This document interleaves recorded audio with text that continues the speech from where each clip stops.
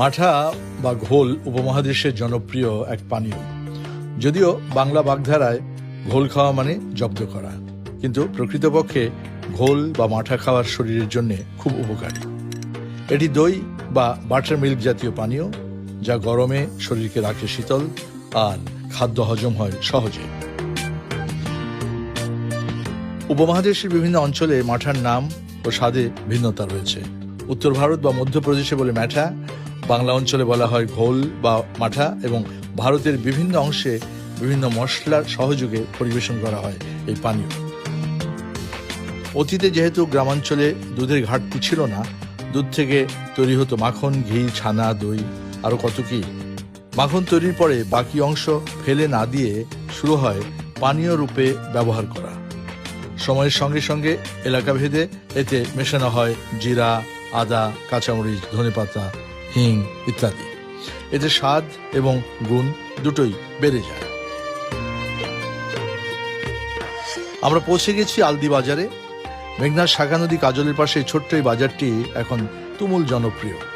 সামাজিক যোগাযোগ মাধ্যমে ছড়িয়ে গেছে এই বাজারের পরিচিতি, যার কারণে এই পরিচিতি টেনি কমল ঘোষ।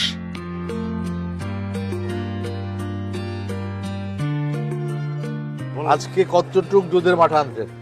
6 মণ দুধের মাঠা আনছে। 6 মণে কত লিটার মাঠা হয়? হয়তো প্রায় 300 লিটার মতো হবে। এই যে গ্লাসটা বানাচ্ছে, এটা কত করে দাম? এটা 30 টাকা গ্লাস। 30 টাকা। আর লিটার কত করে আছে? লিটার 150 টাকা। 150 টাকা। আপনার মাঠার বিশেষত্বটা কি? মানে আপনিও বিক্রি করছেন, ওইদিকেও তো পুরা খালি, কিন্তু আপনার এখানে তো লোকজন সবাই বিক্রি করে, সবারই ভালো। হয়তো কাস্টমার আমাদের জনগণ বলতে পারবে যে ভালো মন্দ জিনিসগুলো, আমি তো এটা বলতে পারবো না। সবারই ভালো, এখন কাস্টমার পাবলিক উপরে নির্ভর সব। তো আপনার এই মাঠা বিক্রি কত বছর যাবত? হ্যাঁ, তো 33 বছর ধরে। 30 বছরের উপরে? হ্যাঁ। আচ্ছা।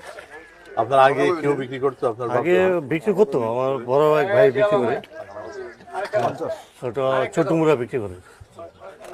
আনুমানিক কত টাকার মাঠা বিক্রি হয়? এখানে বেচা কিনি লিমিট তো আর নাই। এক সময় দেখা গেছে আজকে 6 মণ বেচছি, কালকে 4 মণ বেচতে পারি, আবার দেখা গেছে 8 মণ বেচতে পারি, মানে লিমিট নেই। এক সময় একরকম বেচা কিনি হয়। কোন সিজনটাতে বেশি হয়? এই শীতের সিজনটা একটু বেশি। শীতে বেশি হয়। হ্যাঁ। কমল ঘোষের মাঠার স্বাদ নিতে প্রতিদিনই দেশের বিভিন্ন জায়গা থেকে ছুটে আসেন অনেকে। কোথা থেকে আসছেন? বন্দর। বন্দর থেকে মাঠা খেতে আসছেন? হ্যাঁ দাদা।